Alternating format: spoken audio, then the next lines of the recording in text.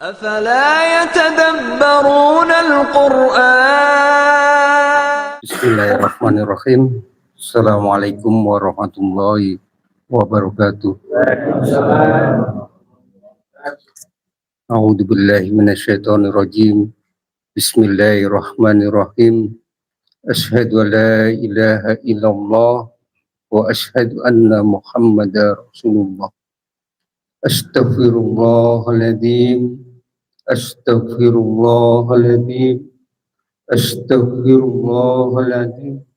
La haula wa la quwata illa billahil aliyyil azim. A'udzu billahi minasyaitonir rajim. Bismillahirrahmanirrahim. Asyhadu an la ilaha illallah wa asyhadu anna Muhammadar Rasulullah. Saya akan coba untuk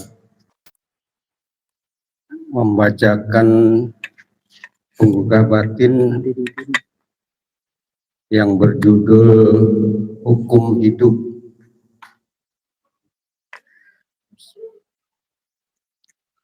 Hukum hidup. Satu, barang siapa yang tidak percaya kepada Allah, barang siapa yang tidak percaya kepada jalan Allah ini, maka ia akan tidak dipercaya oleh Gusti Allah dan ia akan jauh dari Allah. Yang kedua, semua makhluk tidak ada kecualinya ada dalam tangan Gusti Allah, tetapi Gusti Allah menyertai hanya kepada makhluknya, yaitu manusia yang eling dan kepadanya. Yang ketiga, Gusti Allah menguasai mutlak seluruh makhluknya, serta Gusti Allah adalah pokok sumbernya. Beliaulah yang menciptakan semua makhluk yang mengisi alam ini. Yang keempat, akan tetapi Gusti Allah sama sekali tidak terikat oleh pekerjaannya itu. Berdiam saja seakan-akan tidak mengatur. Yang kelima, sebagian besar dari orang-orang di alam dunia ini mengartikan hidup hanya sekedar sepanjang hidup ini semata-mata. Oleh karena hal yang mana mereka itu hidupnya tak bermanfaat, kepercayaannya disandarkan pada benda-benda yang kasar atau baru dan tidak mengakui akan adanya Gusti Allah. Menurut hemat mereka, dengan hidup di alam ini juga sudahlah cukup. Yang keenam, orang yang memegang rasa sejati hidup rasanya adalah orang mulia dan percaya penuh akan adanya Allah, cinta kepada Gusti Allah, sebab ia insaf bahwa Gusti Allah itu adalah sumber abadi dari semua makhluk. Maka itu harus memanjatkan puji kepada Tuhan dan harus taat pada pelajaran-pelajarannya agar supaya menuju kepada penunggalan dengan Gusti Allah. Yang tujuh, barang siapa yang sungguh-sungguh bersembah sujudnya kepada Gusti Allah tanpa memikirkan ganjarannya atau surga, mempunyai milik yang mulia serta akan abadi tunggal dengan Gusti Allah. Yang kedelapan, barang siapa yang menuju kepada Gusti Allah akan tetapi memuja-muji dewa-dewa seraya tidak tunduk kepada pelajaran-pelajaran dari Gusti Allah dan Rasulnya, disebutnya tidak tahu akan jalan Allah. Yang sembilan, yang menuangkan kelezatan kepada sajian-sajian yang disediakan untuk dewa-dewa.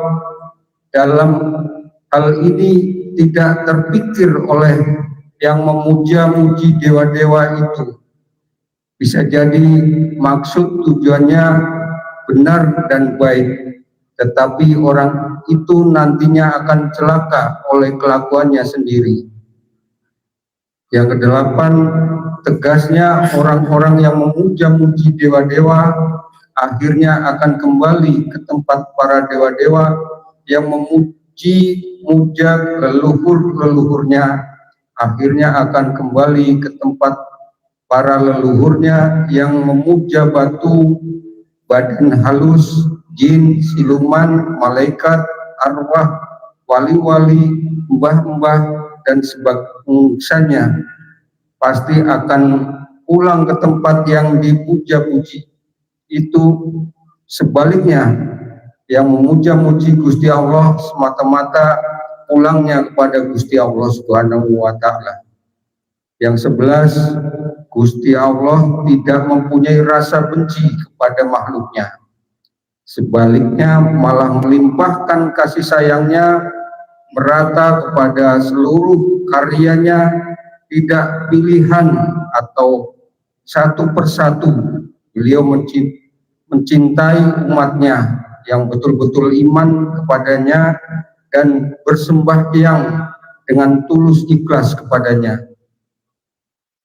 Yang 12, barang siapa yang telah banyak melakukan kejahatan-kejahatan atau penyelewengan-penyelewengan, kemudian insaf dan terus nyata-nyata bertaubat kepada Tuhan, disertai dengan tekad yang bulat tidak lagi melakukan hal demikian dengan tulus ikhlas hati, maka orang itu akan dimaafkan dosa perdosaannya oleh Gusti Allah dan akan memperoleh kebahagiaan.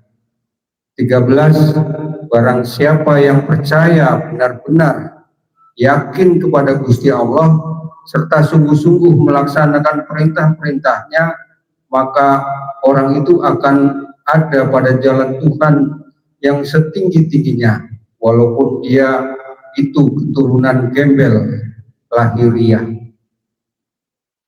Yang 14, jadi lebih-lebih para alim ulama, bangsawan-bangsawan, pembesar-pembesar yang ada di alam dunia ini serta cukup harta bendanya, kekayaannya untuk bekal hidup, bekal ibadah, sebab oleh si miskin atau si gembel pun jalan Allah itu bisa tercapai. Maka dari itu marilah kita segera sadar, eling akan Allah dan memujanya. 15, barang siapa yang teguh bagaikan gunung karang di tengah-tengah gelombang samudra dalam usahanya hendak mendekatkan dirinya kepada Gusti Allah, maka ia itu pasti akan diberi taufik dan hidayah untuk mencapai tujuannya itu. 16, barang siapa yang tetap teguh akhlak dan budi pekertinya di tengah-tengah pujian atau celaan sesama manusia, maka orang itu akan tetap ada dalam kemuliaan dan kekuatan batin yang kekal serta senantiasa disayangi oleh Gusti Allah. 17, kita semuanya harus menginsafi bahwa yang menguasai dunia ini dan seluruh alam semesta tiada lain melainkan hanya Gusti Allah, Raja seluruh alam. Yang 18, dalam menempuh jalan ini kita harus sampai ke taraf meyakini dan menyaksi bahwa dalam dada masing-masing manusia itu ada roh suci dan roh robaniyah Abdullah. Jika belum sampai ke situ berarti belum mengenal ma'rifatullah, kepribadiannya. 19, pengetahuan ilmu ini diberikan kepada tiap-tiap orang yang betul-betul menginginkannya, yaitu untuk bekal modal hidup sempurna yang kekal dan mengenal Gusti Allah yang tidak berawal dan tidak berakhir. 20, Gusti Allah itu maha penguasa dan maha pengatur seluruh alam semesta. Dengan kata-kata yang sederhana, sekali kita dapat sebutkan beliau itu melihat di seluruh pelosok, di seluruh mazhab, berkuasa, berinjak, bersabda, melihat di seluruh pelosok, di seluruh mazhab, berkuasa, berinjak, bersabda, mendengar, maka sebagai percikan dari kesemuanya itu manusia diberinya tangan, kaki, kepala, mulut, telinga, dan sebagainya. Pada itu beliau sama sekali tidak terikat oleh karyanya. 21 tanda ingat, eling, sadar akan yang maha agung. Cobalah amati diri kita dari atas sampai ke bawah, kepala dan kaki, tangan kiri, tangan kanan, renungkanlah dan telahlah sedalam-dalamnya diri kita itu. Siapakah yang menyerupai kita? Sedunia pun tak mungkin ada. Itulah suatu bukti dan keleluhurannya Tuhan. 22 Gusti Allah murah hati dan sayang kepada segenap makhluknya, baik yang ada di daratan maupun yang ada di lautan, atau dimanapun siang dan malam tiada hentinya mengalir kenikmatan-kenikmatan yang nyata terasa. Lebih-lebih kita manusia dibedakan dari yang lain, dikaruniainya otak yang sempurna. Maka dari itu kita harus cinta pada Gusti Allah. Jangan cinta palsu, tetapi cinta yang sejati. Bagaimanakah tandanya cinta? Yaitu harus ingat, sadar, dan beliau tahu diri, disertai dengan sholatnya. Demikian perintah Tuhan. 23 sebaliknya, jika kita tidak ingat, eling, dan akan Tuhan, tidak berterima kasih, tidak melaksanakan perintah Tuhan, maka hidup kita itu tidak ada gunanya. Meskipun berlimpah-limpah harta kekayaan sekarang di dunia ini menurut perasaan mulia, tetapi nanti di kemudian hari, sebab hidup itu abadi, akan hidup miskin dan pahit, dan tidak akan ada yang membela, meraba-raba dalam kegelapan seraya jauh dari Tuhan. Itulah yang disebut mati, tersesat, pulang tak tahu arah. 24 yang terakhir, telaahlah dan merenungkanlah dua kalimat syahadat, syahadatain, syahadat itu telah menunjukkan bahwa Muhammad Rasulullah tidak meninggalkan dunia, tetap ada dan abadi, ada di dalam diri kita. Muhammad hakiki, nyatakanlah, yakinkanlah. Demikian, kurang dan lebihnya saya mohon maaf. Billahi taufiq wal hidayah. Wassalamualaikum warahmatullahi wabarakatuh. Assalamualaikum warahmatullahi wabarakatuh. A'udzubillahi minasyaitonir rajim. Bismillahirrahmanirrahim. Asyhadu an la ilaha illallah wa asyhadu anna Muhammadar Rasulullah. Astagfirullahaladzim, astagfirullahaladzim, astagfirullahaladzim. La haula wa la quwata illa billahil aliyyil azim. A'udzubillahi minasyaitonir rajim. Bismillahirrahmanirrahim. Asyhadu an la ilaha illallah wa asyhadu anna Muhammadar Rasulullah. Alhamdulillahilladzi bi ni'matihi tatimmu shalat wa la kulli khair wa asyhadu an la ilaha illallah wahdahu la syarikalah wa asyhadu anna Muhammadan abduhu wa rasuluh. Allahumma sholli wa sallim wa barik ala sayyidina Muhammadin wa ala alihi wa sahbihi ajma'in, amma ba'd. Alhamdulillah, segala puja dan puji syukur atas segala nikmat serta karunia dari Gusti Allah Subhanahu wa taala. sehingga kita semua bisa berkumpul pada malam hari ini. Ucapan terima kasih yang setinggi-tingginya atas kehadiran para ikhwan wal akhwat yang sudah memenuhi undangan pada hari ini.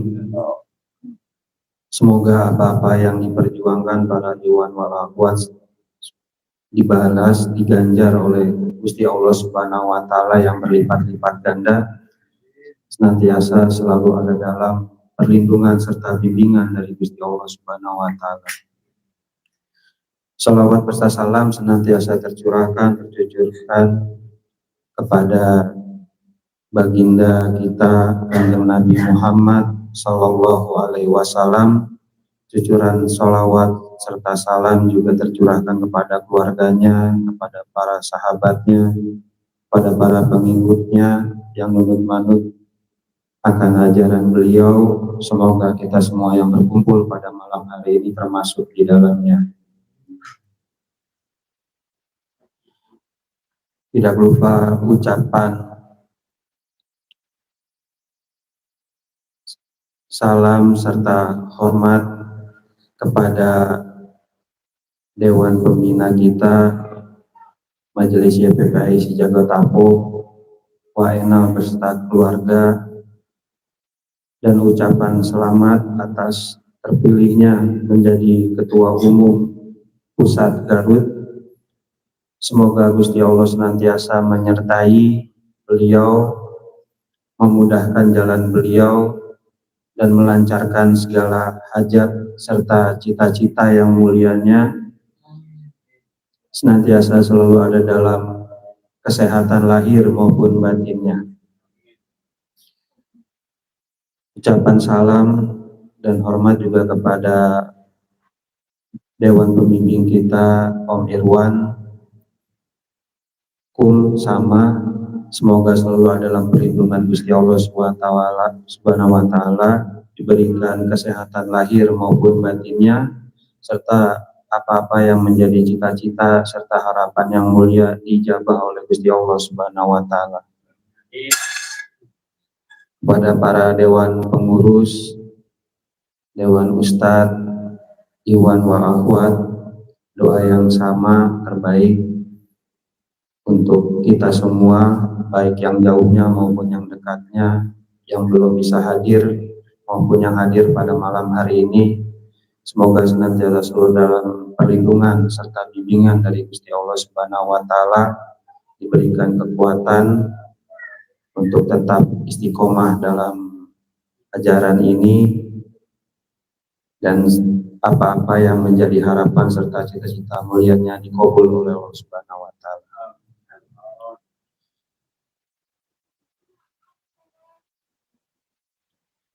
Jadi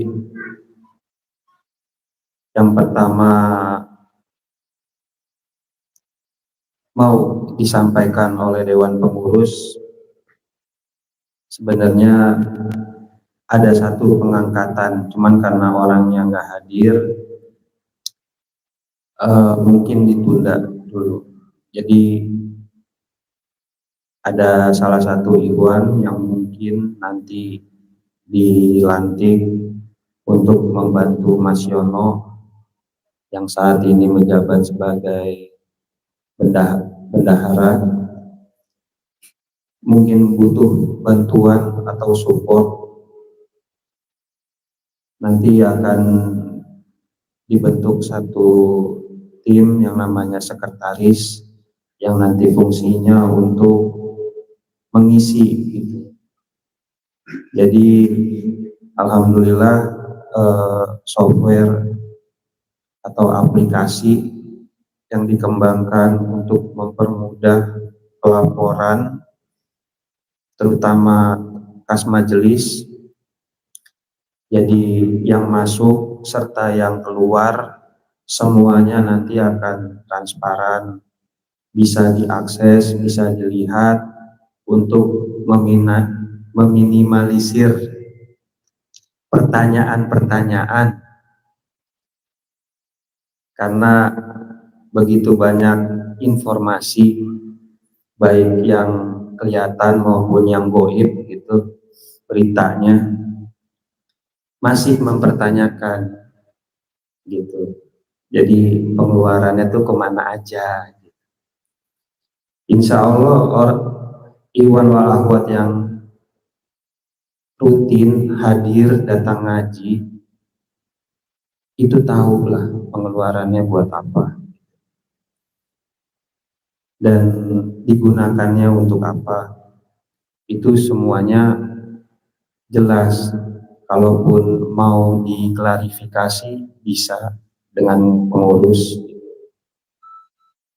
Jadi kita semua ada catatannya. Nah, nanti semoga dengan adanya aplikasi ini ke depannya yang sudah berjalan, yang dikembangkan sendiri oleh kita Majelis YPPI Jagotabok, semoga bisa dimanfaatkan karena kita nggak tahu ke depannya, siapa tahu pusat juga membutuhkan atau cabang-cabang lain membutuhkan.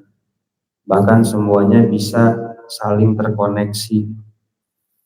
Semua pelaporan jelas, pengeluaran jelas, dan kedepannya itu akan menjadi terbuka peluang-peluang baru. Seperti apa yang disampaikan tadi bahwa Kanjeng Rasul pun dalam perihal dunia tetap nggak ditinggalin.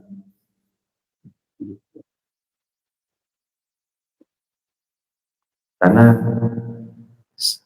yang amat sangat terlihatlah atau terasa mungkin bagi kita semua termasuk saya pribadi itu menghadapi bab-bab seperti bab keluarga atau bab ekonomi itu kadang menjadi gangguan, menjadi suatu tantangan dalam perjalanan. Ya nggak hanya di perjalanan ajaran ini, tapi perjalanan hidup untuk menuju tadi apa yang Pak Ustadz sampaikan, happy ending. Itu benar-benar dibutuhkan keridhoan dari diri kita pribadi masing-masing secara individu maupun secara kolektif bersama-sama sebagai satu kesatuan yang dimana kita udah disatukan dengan baiat, berarti memiliki keterikatan dengan majelis ini, dengan ajaran ini, baik lahir maupun batin. Sekaligus juga mengklarifikasi bahwa sebenarnya tugas pengurus itu bukan ngurusin ikhwan sebenarnya. Ya kan? Kalau saya diprotes atau dikritik tentang fasilitas, alhamdulillah saya terima. Cuman kalau dikritik permasalahan ikhwan, gimana sih pengurusnya ini ikhwannya begini, itu insya Allah saya juga terima walaupun dengan sedikit ngedumel.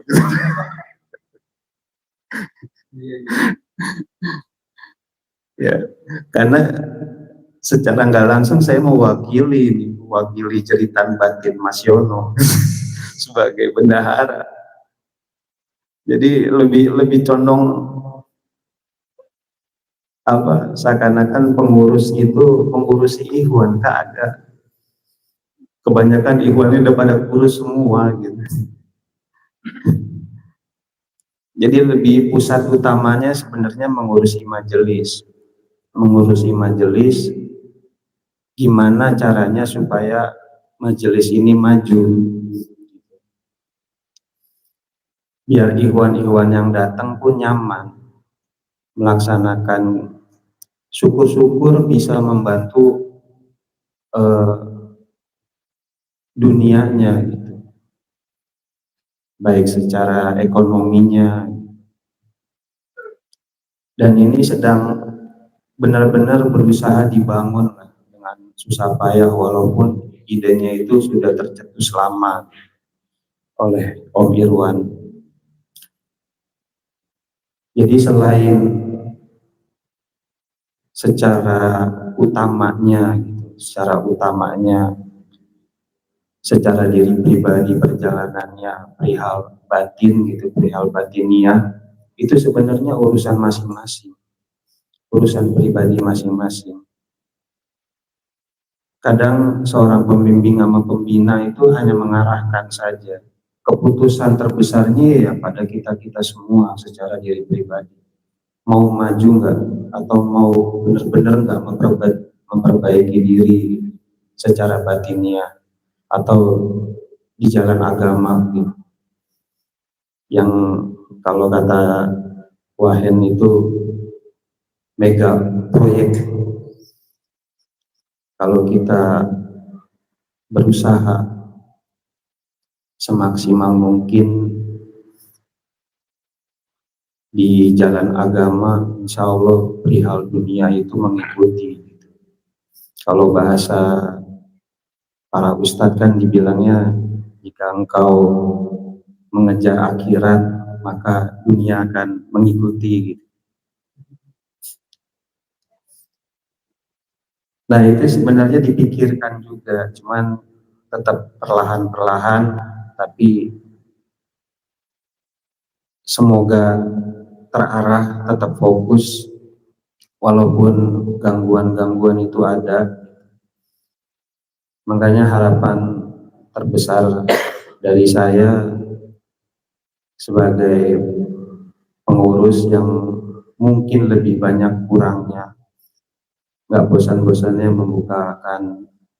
mengharap dibukakan pintu maaf yang sebesar-besarnya apabila dalam memfasilitasi para ikhwan wal akhwat dalam pengajian baik malam Jumat, malam Sabtu atau malam Minggu itu banyak kurangnya. Apalagi mempersiapkan diri kalau suatu waktu tiba-tiba kedatangan tamu gitu. Entah tamu seperti tamu dari Garut atau dari cabang-cabang lain. Paling enggak kami terus berusaha belajar dan introspeksi serta evaluasi dan tidak menutup pintu segala masukan-masukan maupun kritikan-kritikan untuk kemajuan bersama. Jadi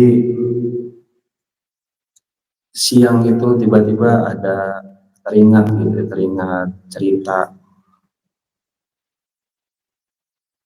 Saya itu paling nggak ngefans banget, tapi paling suka sama alur ceritanya Imam besar Abu Hanifah, Nu'man bin Sabit. Beliau dapat gelar Abu Hanifah itu karena kebetulan mempunyai seorang putri namanya Hanifah, makanya dibilang Abu Hanifah atau bapaknya Hanifah. Kalau di sini Om Irwan karena punya anak Aul, maka di lingkungannya dipanggilnya itu Bapak Aul. Pak Aul jadi Barat Paul.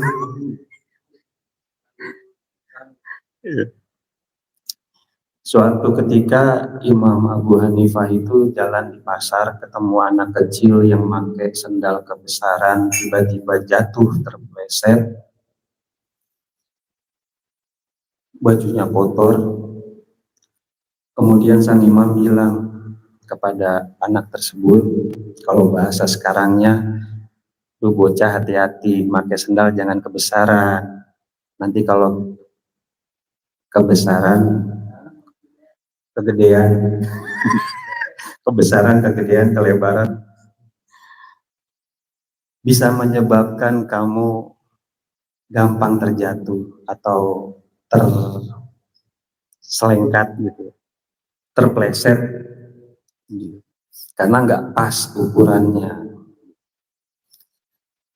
Namun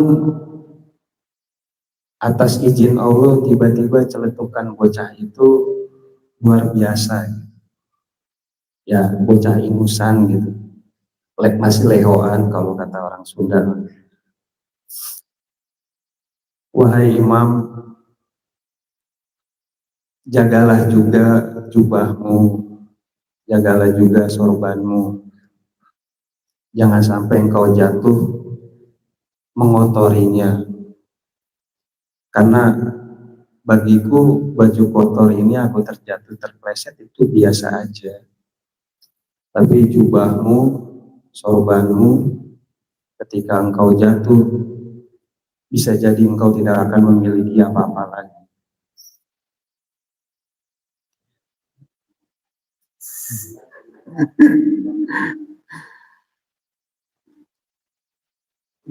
Sontak aja Imam Abu Hanifah langsung menangis karena ucapan seorang bocah. Hanifah itu kata, kalau dari bahasa Arab juga artinya Hanif, lurus. Dia itu orang yang lurus. Jadi beliau itu ketika mendapat kritikan dari seseorang yang lebih muda, itu nggak langsung panas, nggak langsung emosi, atau kalau bahasanya tuh halu bocah lu tau apa sih. Beliau langsung nangis, langsung mentafakuri kata-kata itu. Bagi saya itu cerita yang luar biasa dahsyatnya, bahwa ada pelajaran yang bisa dipetik yang selaras dengan apa kata-kata Pak Guron gitu. Yang keluar dari bool ayam pun bisa berharga. Jadi jangan lihat siapa yang berbicara, jangan lihat statusnya, jangan lihat umurnya, karena kita nggak tahu di balik dari kata-kata itu, kritikan itu, ada rencana Gusti Allah di situ, ada teguran dari Gusti Allah di situ. Makanya saya berusaha sebisa mungkin mempersiapkan diri gitu, kalau ada orang yang muda-muda itu ngeyel gitu. Susah dibilanginnya gitu, terutama kepada anak sendiri gitu. Berusaha mendengarkan, karena takut-takut di situ ada pelajaran atau ada hikmah. Demikian juga sebaliknya, dengan mengetahui itu kita juga tahu cara kita bersikap kepada seseorang yang lebih tua, yang sepatutnya dihormati, dihargai. Jadi kalau diambil baiknya kepada orang yang lebih muda, mungkin perjalanannya masih panjang, dosanya masih sedikit, masih banyak kesempatan untuk memperbaiki diri. Sedangkan kepada orang yang lebih tua, bisa jadi amalnya lebih banyak, bisa jadi pengalamannya lebih banyak, lebih tahu. Jadi dengan begitu kita tahu cara memposisikan diri kita dalam kehidupan, gimana cara menghadapi orang yang lebih muda, gimana cara menghadapi orang yang lebih tua, tahu cara bersikap, tahu cara berucap, cara berbuat, dan memperlakukan orang itu nggak sembarangan. Karena tukang beca pun bisa menjadi seorang mursyid. Nggak harus seseorang yang bersorban, seorang yang mengenakan jubah, gamis, atau mempunyai keturunan yang luar biasa. Nggak harus seperti itu, karena Gusti Allah yang punyanya bahkan bisa menjatuhkan serendah-rendahnya daripada seekor hewan, lebih rendah dari hewan.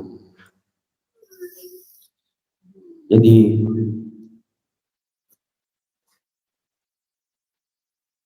sekali lagi saya mengajak para iwan wal akhwat untuk mendukung penuh, mensupport penuh lahir dan batin, terutama kepada Waenal yang saat ini sedang dipercaya menjabat sebagai Ketua Umum Pusat YPPAI. Semoga beliau bisa menjalankan amanah yang diberikan dengan baik dan membawa YPPAI lebih maju lagi ke depannya. Dan untuk informasi yang kedua, bahwa sebagai bentuk support kita, nanti kita akan melaksanakan tirakat. Tirakat ini tirakat bersama-sama. Kalau secara teknisnya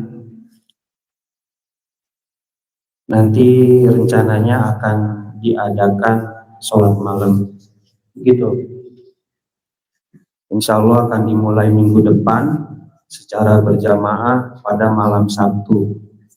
Jadi saya mengundang kepada Iwan wal Ahwan yang mempunyai waktu, semoga diberikan waktu, keluangan, kemudahan serta kelancaran untuk bisa menghadiri acara tirakat berjamaah kita nanti di malam Sabtu. Secara umumnya, secara khususnya diri pribadi dijalankan masing-masing sendiri di hari-hari setelahnya, kecuali malam minggu kalau hadir ngaji bonus libur bisa karena dengan duduknya di majelis sudah terhitung seperti kita melaksanakan 1000 rakaat, gitu Ustaz. Jadi nggak usah bingung kalau nanti datang ngaji gimana nih tirakatnya, sholat malamnya. Ya biasa aja seperti ini, libur lah, bonus.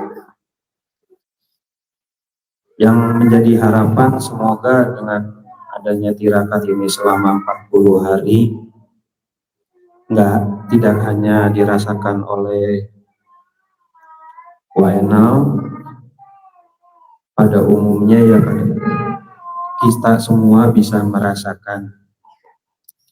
Semoga ada kemajuan, ada kekuatan yang sedang mendapatkan kesulitan, bisa terbuka pintu kemudahan-kemudahan serta kelancaran, dan semoga bisa menarik Ikhwan wal Akhwat yang mungkin saat ini dalam kondisi terpuruk atau belum bisa hadir ngaji atau belum bisa datang untuk silaturahmi, bisa kembali semangat, bisa kembali nyala lagi obornya.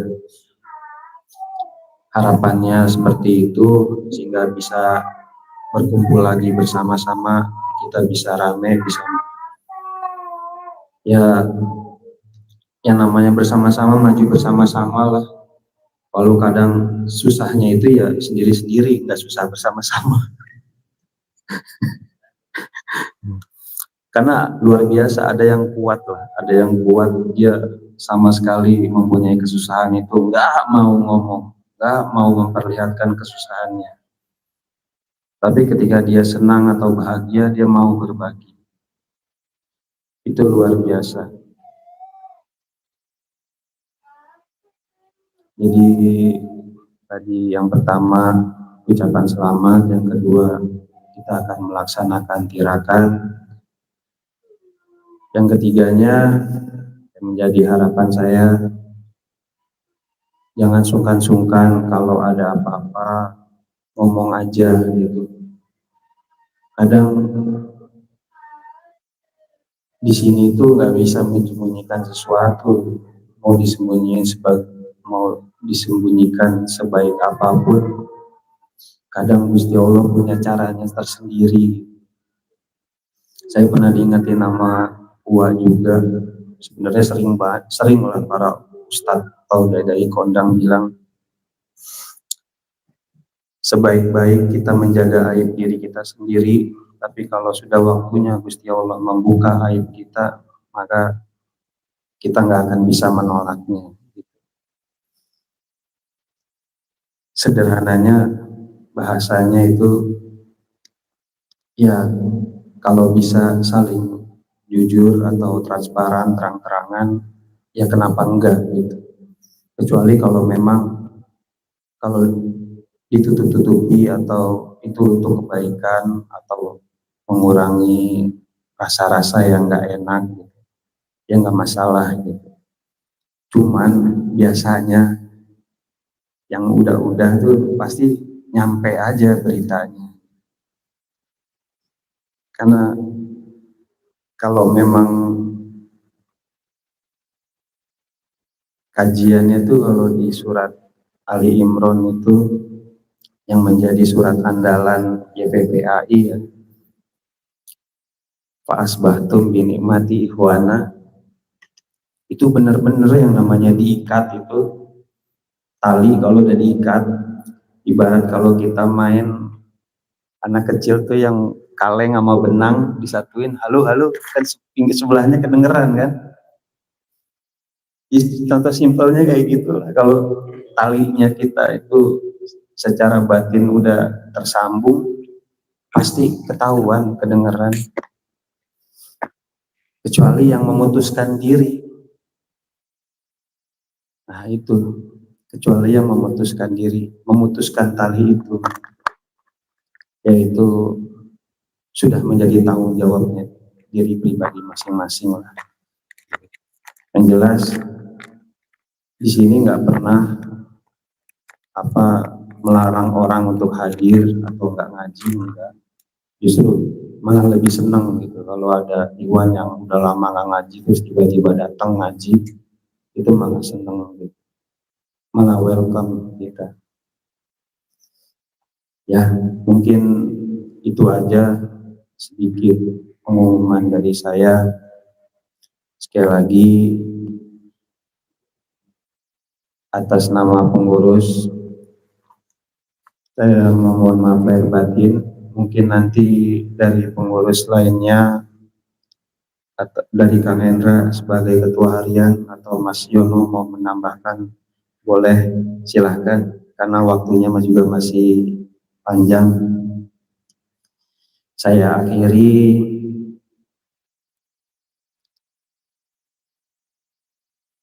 wallahul hadi ila nur wal mubidu bil quwwah wal mursyidu bil hikmah. Wassalamualaikum warahmatullahi wabarakatuh.